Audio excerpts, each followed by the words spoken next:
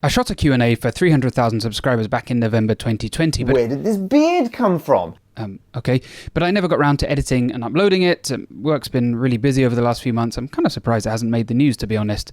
But to make up for my lateness, I've shot another 350,000 subscriber Q&A with a fresh set of questions, and I've combined them both here. This video is sponsored by CuriosityStream and Nebula, which is a streaming platform that I co-founded. We're trying something new. We're kind of putting director's cuts called Nebula Plus on there. So for YouTube, I have to trim things down to an algorithm-friendly length, but on Nebula, your length doesn't matter. At least that's what my wife tells me. So stay tuned to the end to find out how to get that. But now on to the questions, and as usual, I hadn't seen any of these before shooting.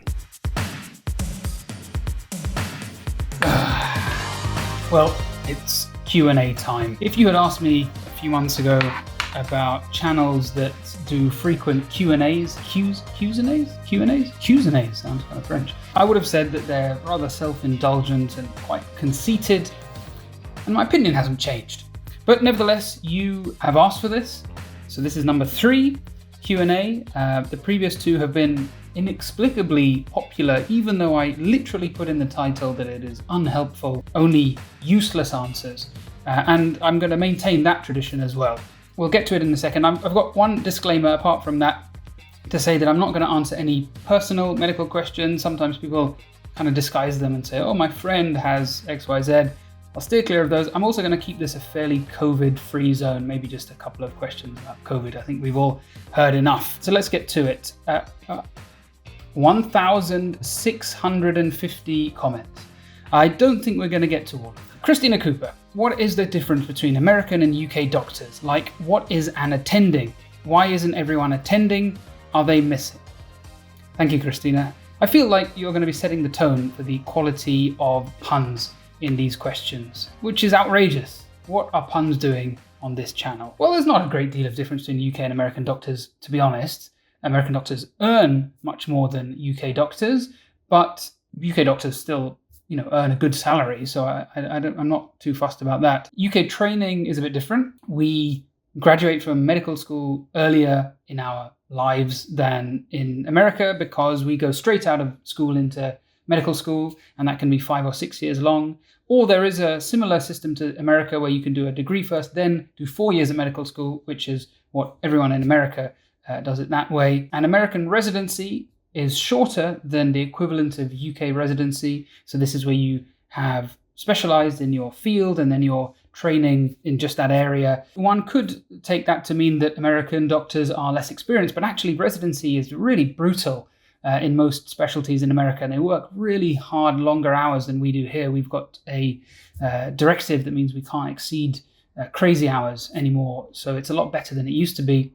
So you probably pack in a similar amount of actual hours on the job, even though we do it over a slightly longer time. And to be honest, that suits me fine. We also do more general training. So in the UK, you do at least 2 years, often more, where you rotate through different specialties, where in America, you come straight out into your chosen field a lot of the time. So I also think that's quite nice to have a bit of a general background. But once you get to the end, a cardiologist in the UK, a cardiologist in America, and I have lots of my friends over there, we're all pretty much the same. Ruben, what's the heart's worst design flaw that you would change if you could?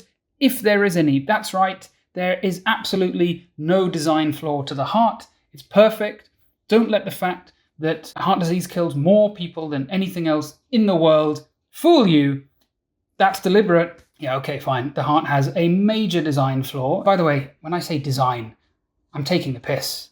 I know it wasn't designed. Some people took that literally when I've said it in previous videos. We evolved. The big flaw of the heart, I would say, is the fact that this amazing muscle that has to pump all the time, can't take a break, is supplied by 2 piddly little arteries. And they really are piddly.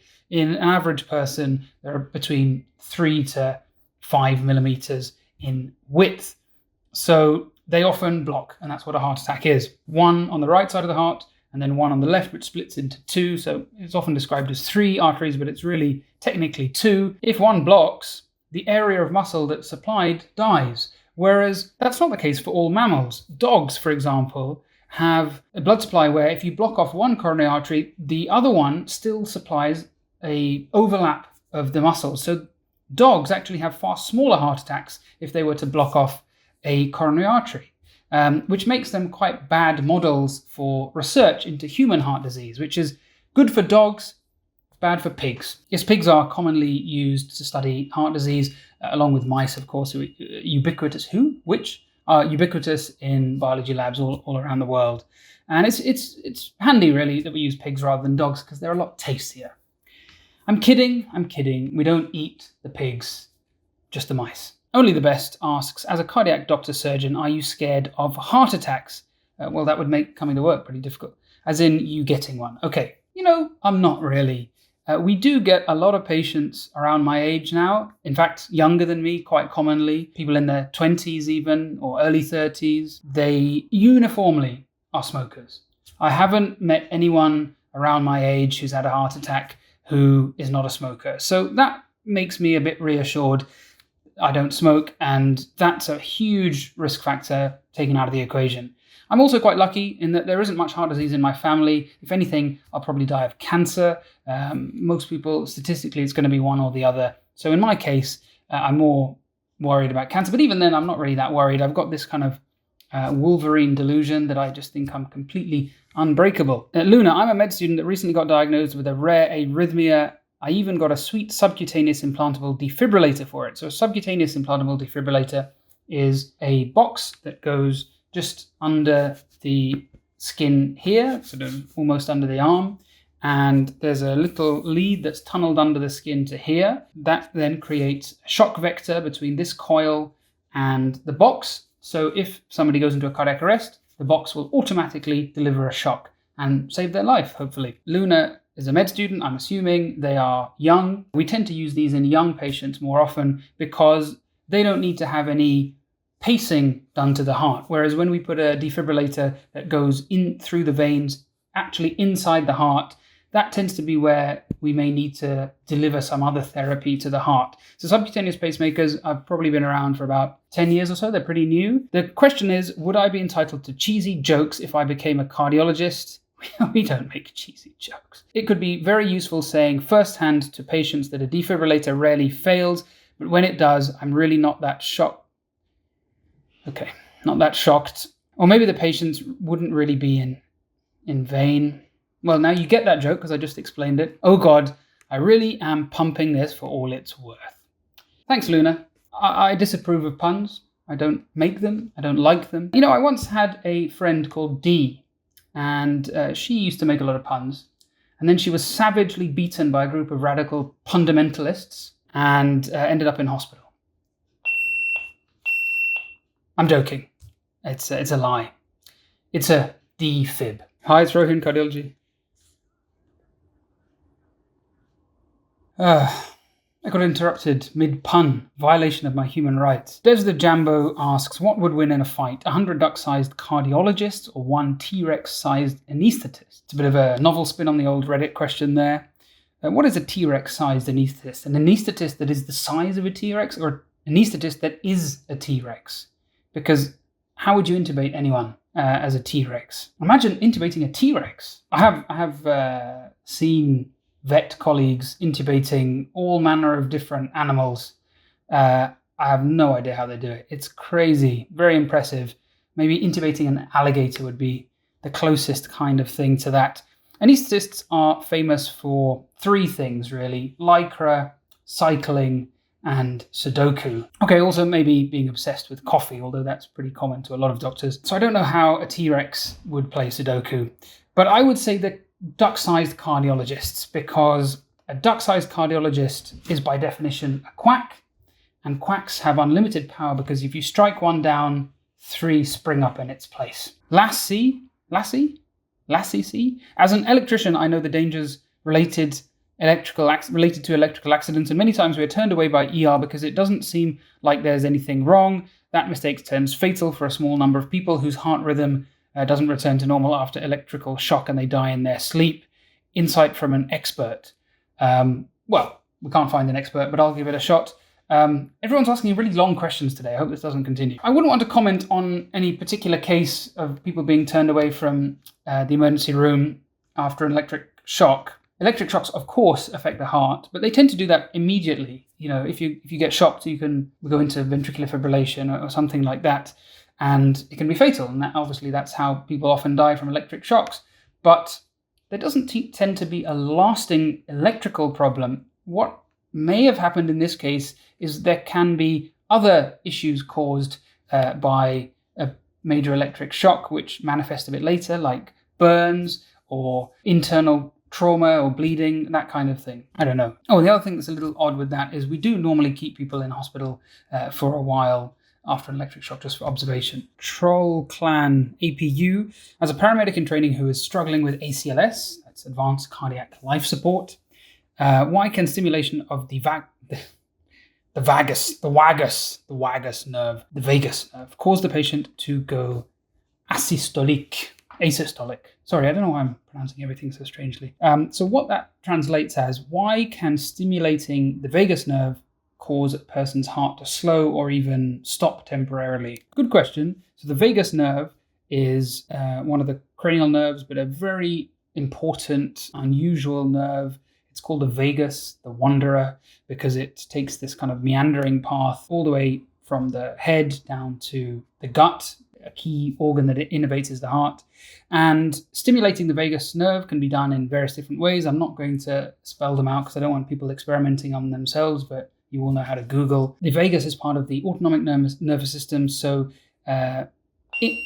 increased vagal stimulation increases parasympathetic tone, and that slows the heart down and reduces blood pressure.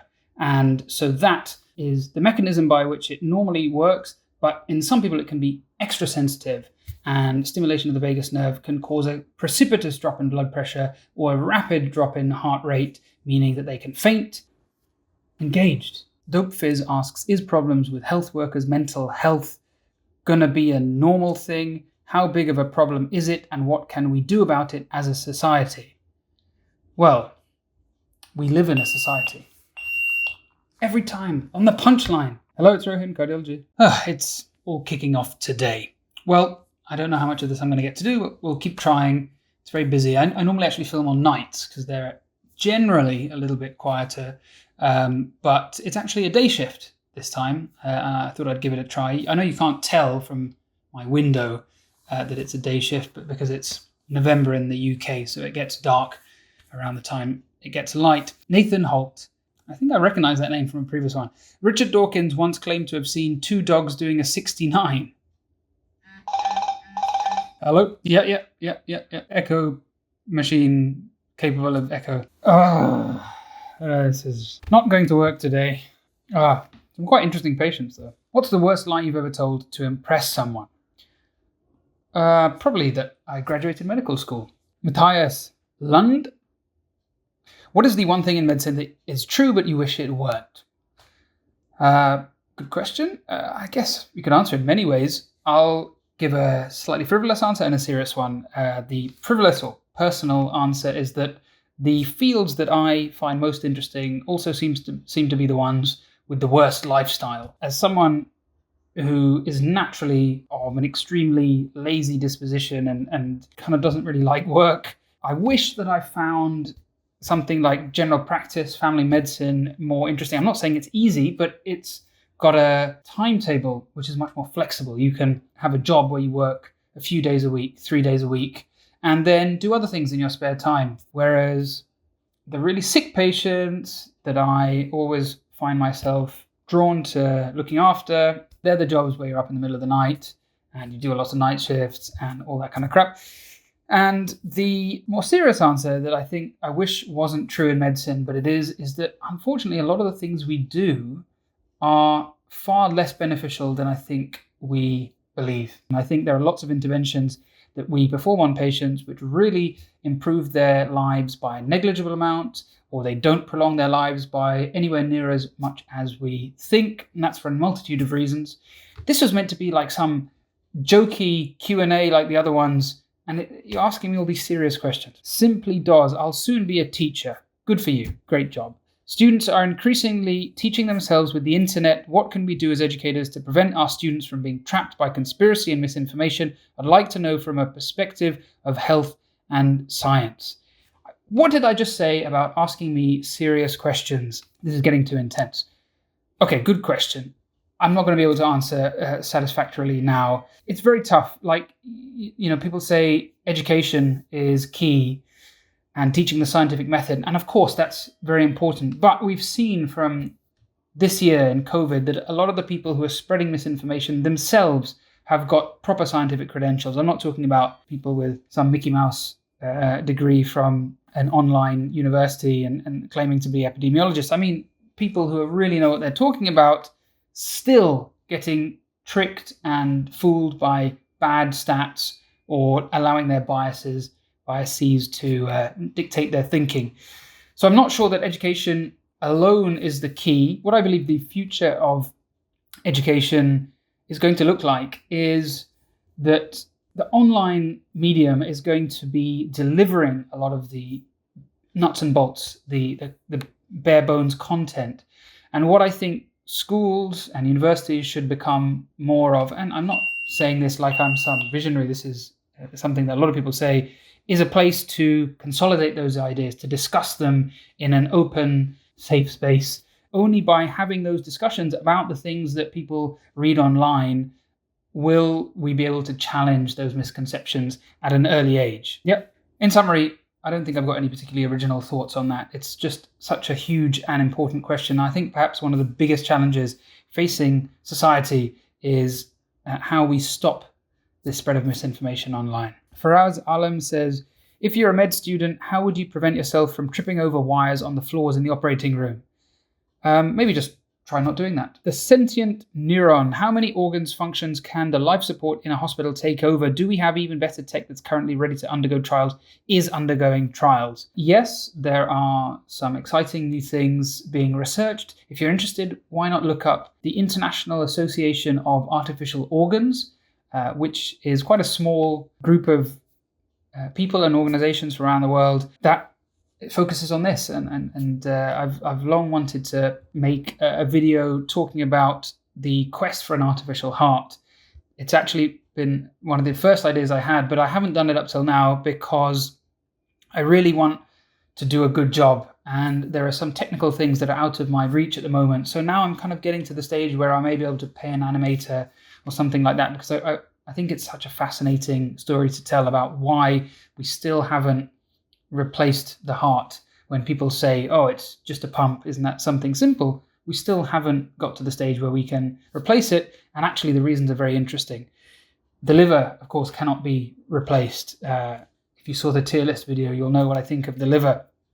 The kidneys, dialysis has existed for a long time, but again, that's a poor surrogate. Ventilators can do the job of the lungs. We can have temporary cardiac support in the form of bypass or ECMO, extracorporeal membrane oxygenation, and ventricular assist devices. We have artificial pancreases, and there are all kinds of promising new synthetic tissues and organs that are being researched. But of course, the one organ that we're never going to be able to replace with any machine is the brain. Well, at least not in my lifetime. Unless I scan my brain into a computer. Wyatt Ether asks, what professional interactions have you had with engineers trying to solve medical issues? A lot of my friends are biomedical engineering students, and they are uncertain how close they'll be to medicine once they're working in industry. Well, I don't think it's unreasonable to try and avoid engineers, is it? It's just common sense. Okay, I'm kidding. I have worked with engineers on a few occasions. My research wasn't directly involving I did work very closely with someone with an engineering background. They were essentially a physicist who specialized in cardiac MRI. Oh yeah, we're going to take him, but I think the some COVID swab negative. He's had one negative, and they wanted to do another negative one. Was that A&E? I know it's the Medreg on the phone. Oh, because I can't get hold of A&E. Why don't we just bring him now? I'd rather not. I'd rather he doesn't sit there overnight. Francois Bergmont. Do you keep a collection of preserved hearts in your mad scientist layer? How many do you have? I'm sorry, you can't use terms like mad scientist anymore. That is hate speech. We prefer the term diabolical genius. Derp Muffin, do you feel that doing a PhD was a valuable use of your time? I'm going to skip this one. Gavin asks, do you think you could smuggle a colon out of the hospital? My father's in desperate need of a new one.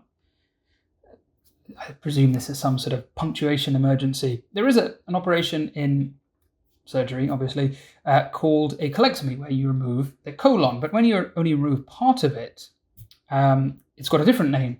And I think this is evidence of the fact that if you spend your entire time fiddling with people's bowels, you lose your sense of humor, because they missed a golden opportunity to call the operation giving someone a semicolon, but instead they called it a hemicolectomy. What can you do? Benjamin Stevens, as a paramedic, I know that many ambulance folks love this channel. Thank you. I like you guys as well. Do you have any experiences you'd like to share about encounters with ambulance personnel? Any pointers as a cardiologist, or anything you wish we did less or more of? Bring in cardiac patients? No, you guys are fine. I get a little fed up with colleagues who give paramedics a hard time for misinterpreting an ECG, because that's just one part of a paramedic's job. You've got loads of other things that you need to know about. I always try and explain in a friendly way if somebody has maybe misinterpreted a heart tracing, and generally I have a really good time and joke around with paramedics when they bring patients in, and they're the only healthcare professional I've found who consistently have got a darker sense of humor than me, which is quite an achievement. Saab Rivas, if you could rename the heart, what would you call it? Now I'm going to look at the replies here, because if somebody hasn't said Pumpy McPumpface, then I'm going to be disappointed with you. Pumpy Boy, Hearty McHeartface. Pretty close. All right, fair enough. The notorious Lub Dub. I would call it the Beatbox. Claire says, why are chiropractors so shady? Even the nice ones straight up lied to my face. I mean, I think my views on chiropractors are well known. People sometimes misinterpret this to imply that I think every chiropractor is a charlatan. That's not what I mean. Chiropractic itself, I mean, for a start, who calls a field chiropractic? That makes no sense. Is based on complete pseudoscience at its heart. It is a pseudoscientific, nonsensical system. That doesn't mean every practitioner who is a chiropractor practices pseudoscience. Some seek out evidence-based treatments, and they utilize therapies that a good physiotherapist would use as well. And I'm sure that they do treatments in their own area of expertise, and they don't get carried away like certain YouTube chiropractors who feel that they can treat anything in the body just by manipulating the spine, which is of course complete nonsense. A beard? How long have you been filming for? Welcome to part 2 of the video. To visually demarcate the two halves, I decided to start growing a beard at the beginning of tonight's night shift, so that you can tell that footage that you've just been watching was recorded a little while ago. I never got round to editing the footage just through lack of time, but anytime I posted any other video, there was a small but vocal minority of people, just like anti-vaxxers, that make it difficult and unpleasant for everybody else. I'm joking.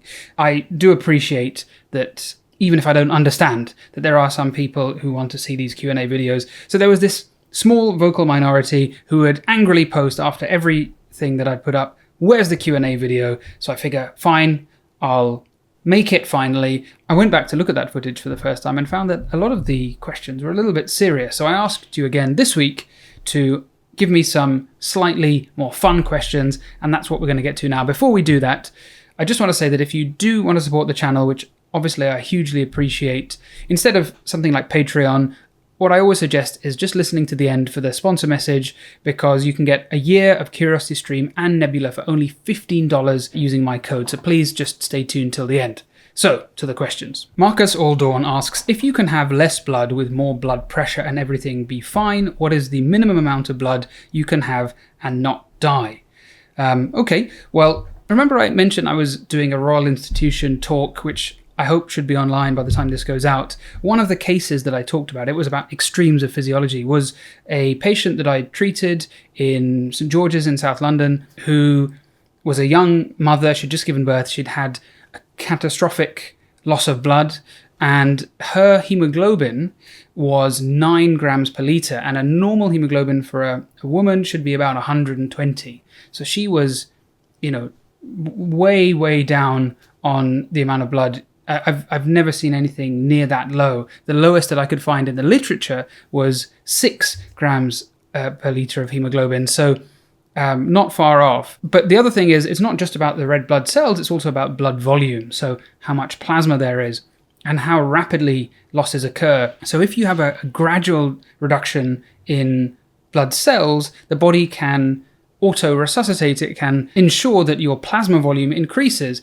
And if that happens, particularly in a young person, they can go to extremely low levels of hemoglobin and still be apparently normal. But if you lose volume rapidly, so, like rapid blood loss, then it's more about hypovolemia rather than the actual content of the blood.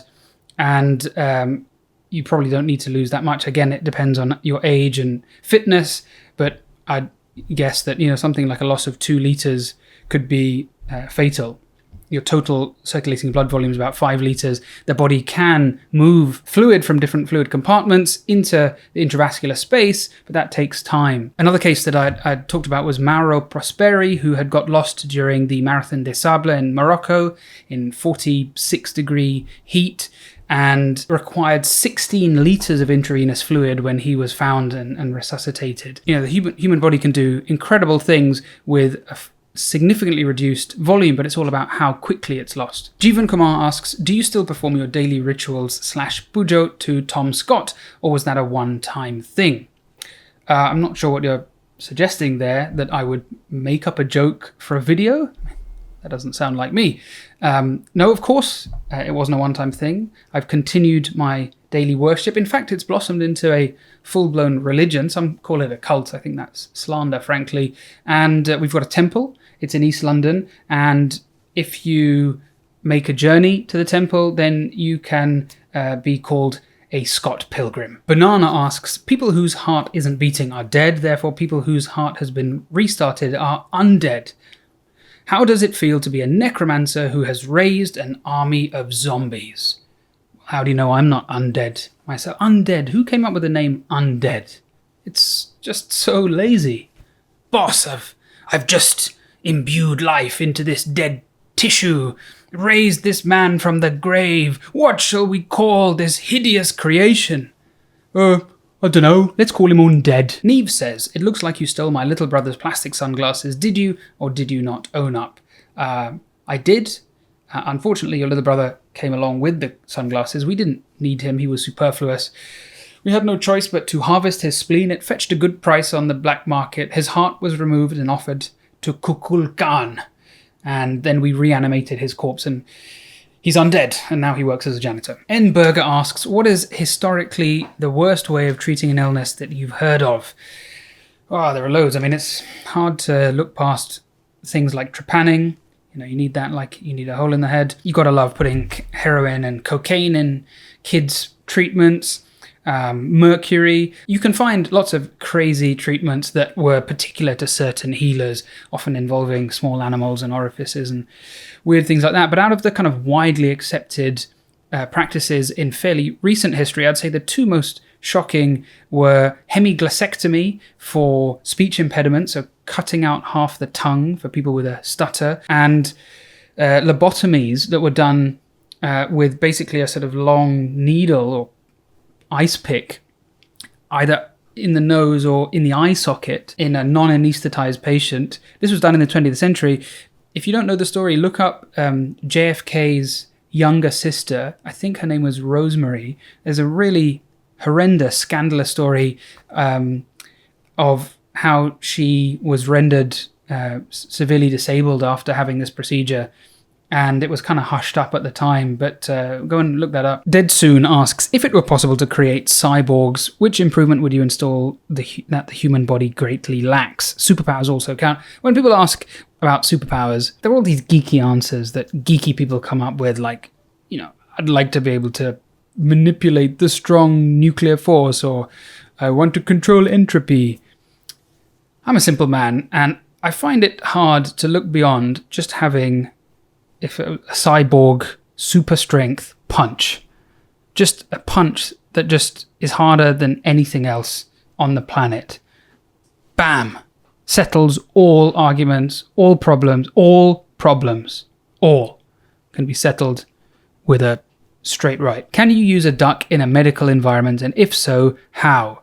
Only if you're a quack. Wait a second. The top answer is literally only if you're a quack. Who was that? Marcus Alto. I answered this bloody question. The cheek. Right, I'm going to block him. Good. Kissin' pissin'. Am I wrong to assume you'd have loved being a doctor in the times of experimental surgery like the 19th century? You are not wrong. I would have loved it. It's my favourite era in medical history. I think I would have been right at home. One of the TV programs that I think I've mentioned before, which I love, it's in my top 3 medical TV shows, is The Nick, which is set around the turn of the 20th century in a big hospital. I think, it would have been everything I enjoy. You could be a generalist. You didn't have to narrow it down into tiny areas like you do today. You didn't have to do all that nonsense paperwork, no electronic health records. And even though I'm not white, at least I'm a man. So I would still probably have been able to practice. KTB, why do med students come back hungry after cadaver class? Is it really the formaldehyde, or should I be running for the hills? Well, that's weird. I would never feel like that.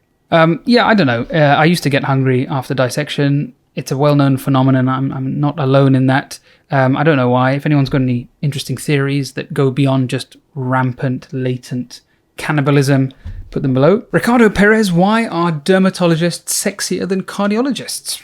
Well, you probably assume that I'm going to get offended by that, but actually, I agree. Number one, when you look like me, you learn early in life that looks are not going to get you very far, hence why I've got such a sparkling personality.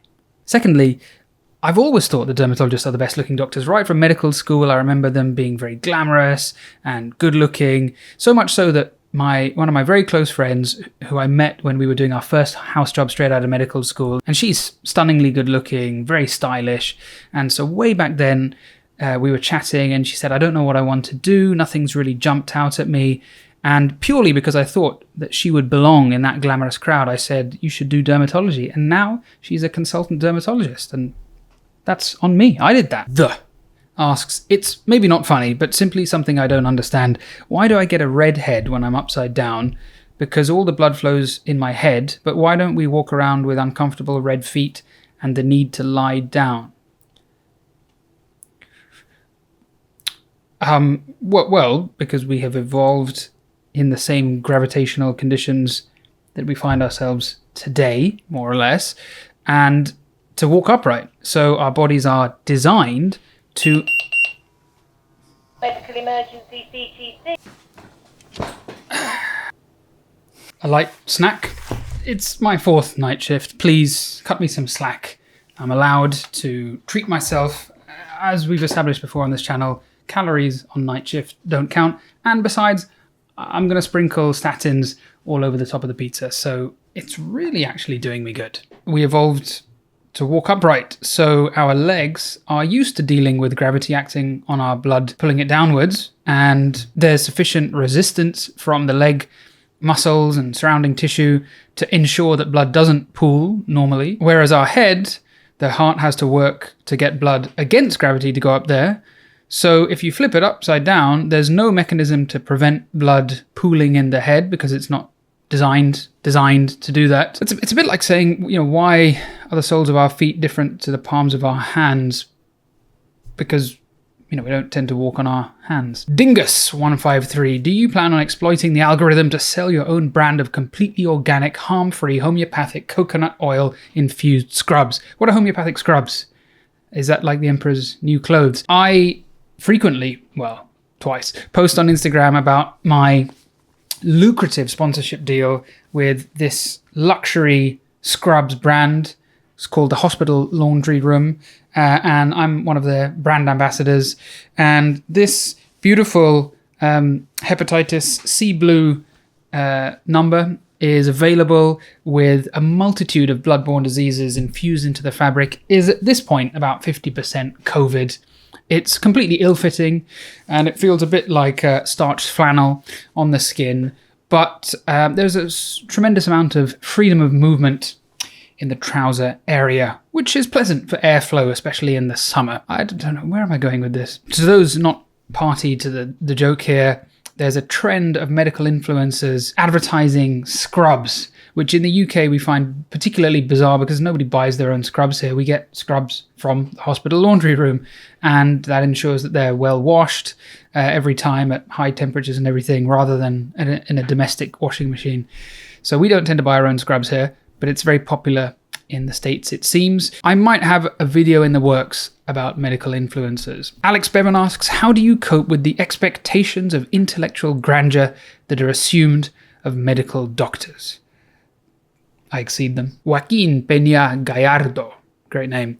In your hospital, you're like a celebrity or just the... Are you like a celebrity or just the YouTube guy? Actually, we all know that you never worked in a hospital and you're a stripper or something. It's time to tell the truth, mate. Yes, I'm the world's first stripper paid to keep their clothes on. Am I the celebrity or just the YouTube guy? I'm definitely not a celebrity in the hospital, nothing like it. I think, yeah, my immediate team take the piss and know me as the YouTube guy. I get a lot of bants and gentle teasing. And actually, now that I've started doing this gig with Radio 4, the national radio in the UK, BBC, doing a few little segments on their health program, some of the older generation at work are aware of other things that I do. So, you know, they'll come in and say, yes, I had a interesting experience. I boarded my automobile and was listening to the wireless on Radio 4. And I thought, by Jove, I recognize that blighter, that voice. It's Francis. Well met. Yeah, it's me. Genevieve Williams. How are you? How is life at your hospital? Fine. Good. Max Haupt. When are you going to quit playing at Cardiologist, get that Gymshark sponsorship and become a full-time influencer? Max, I think you might have got me confused with another British Asian doctor from the Cambridge area. Would life be easier if humans had an exoskeleton like bugs? I mean, there wouldn't be skin. Well, you're speaking my language here because everybody knows how much I hate skin. But then again, would that be any easier? I mean, to do any surgery, you'd have to get out a circular saw every time and cut through the carapace. Is that the right word? I don't think I know enough about insect biology to comment on the pros and cons, but I think for a human, it would just be immensely heavy, wouldn't it? Tiago Alves, if you were the Prime Minister, how would you have handled the pandemic differently? Mate, that's an enormous question. There are many things. If I had to choose one, I think one of the key mistakes has been the UK government just locking down with no exit strategy. And it's led to everybody getting fed up with lockdown and all these people protesting about it. And, you know, you can understand that to an extent because they've just locked down repeatedly and waited for cases to die down and then just opened up again instead of having a proper test and trace system. PMX, will you ever star as a guy presenting to the emergency room in a Chubby Emu episode, or would that break YouTube? The Emu and I have been trying to meet up for a while. Obviously, pandemic nixed any chance. That would be cool, wouldn't it? The gosh darn Batman, how do we know organs are real if we can't see them? Well, your eyes are organs, but I guess you can't see your eyes. Whoa! Jaden Smith? Benji M. Since you've become a doctor, have you cut down on unhealthy foods and drinks?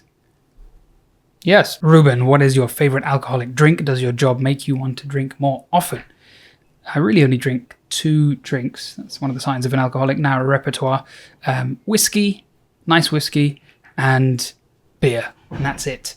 And to be honest, I only drink very rarely, maybe 2 or 3 drinks a month. Yes, in medicine there is a lot of alcoholism, a lot of substance dependence and abuse, and all kinds of counterproductive coping strategies with the stressful job. So yeah, for sure in medicine that's common, but thankfully not in my case. Dingus again. What stats get boosted the most by orange clothing? All of them.